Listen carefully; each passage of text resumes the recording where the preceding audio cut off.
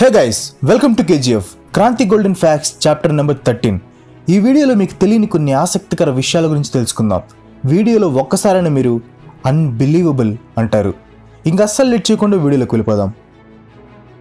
మామూలుగా ఏమైనా కంపెనీస్ వాళ్ళు ప్రోడక్ట్స్ అమ్ముడుపోకపోతే క్లియరెన్స్ సేల్ అని, బిగ్ డిస్కౌంట్ సేల్ అని తక్కువ రేట్స్కి అమ్మేస్తూ ఉంటారు. ఇది మనం కామన్గా చూస్తూ ఉంటాం.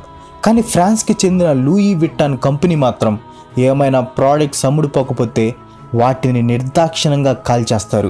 అవును, కాల్చేస్తారు. తక్కువ రేట్స్కి అమ్మితే ఆ కంపెనీ బ్రాండ్ వాల్యూ పడిపోతుందని వాళ్ళ ఉద్దేశం.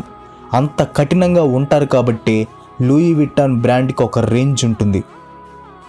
ఇండోనేషియాలోని తానా తోరాజా అనే ఐలాండ్లో ఒక వింత ఆచారం ఉంది.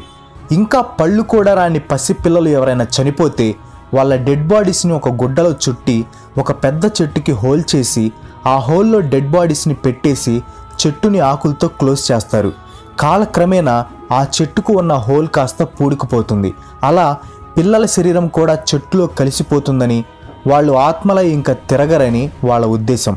ఒక చెట్టులో దాదాపు 10 డెడ్ బాడీస్ని పెడతారు. మెథ్యూ హాగ్ అని ఒక వ్యక్తి ఉన్నాడు. అతను ఎప్పుడు చూసినా మద్యం మత్తులోనే ఉంటాడు.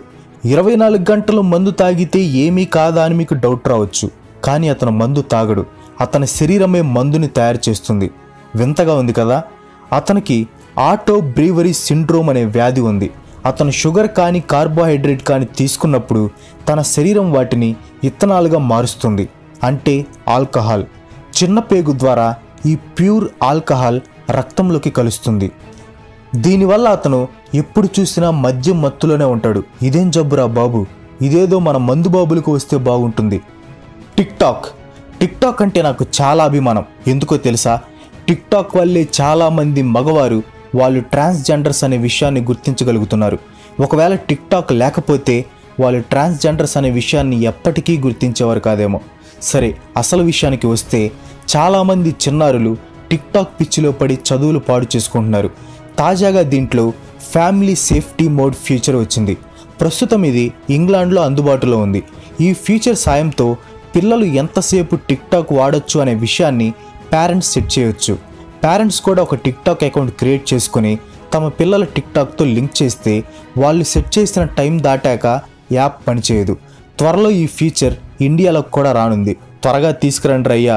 తమను ఏ ముహూర్తాన బొట్టబొమ్మ సాంగ్ కంపోజ్ చేశాడో కానీ ప్రతి ఓడు బొట్టబొమ్మ అని సావగొడుతున్నారు. సరే, చూడటానికి వీళ్ళు ఏమైనా బొట్టబొమ్మలా ఉంటారంటే చెక్కబొమ్మల్లా ఉంటారు. వాళ్ళు వాళ్ళ చెక్క వేషాలు. మెక్సికోకి చెందిన 2 వ్యాపారవేత్తలు క్యాక్టస్ ఆకులతో ఆర్గానిక్ లెదర్ని తయారు చేశారు. దీనికి డెజర్టో అని పేరు పెట్టారు. మనుషులు ఫ్యాషన్ గూడ్స్ కోసం కోట్లలో జంతువులను చంపేస్తున్నారు. అందరూ ఈ డెజర్టో లెదర్స్ని ఉపయోగిస్తే జంతువుల్ని చంపే పని ఉండదు.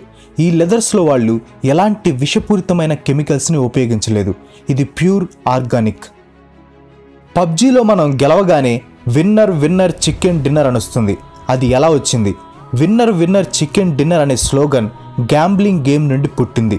1930లో ఆర్థిక సంక్షోభం నెలకొన్నప్పుడు జనాలు డబ్బుల కోసం జోదం ఆడేవారు. అందులో గెలిస్తే ఆ రోజు చికెన్ తినడానికి సరిపడా డబ్బులు ఇచ్చేవారట. అలాగే గ్యాంబ్లింగ్పై వచ్చిన సినిమా 21లో కూడా ఈ పదాన్ని ఉపయోగించారు. ఆ పదాన్ని లాస్ వేగాస్లో ఎక్కువగా ఉపయోగించేవారు. పబ్జీ గేమ్లో ఈ పదం వాడిన తర్వాత మరింత ఫేమస్ అయింది. పబ్జీ అంటే మామూలుగా ఉండదు.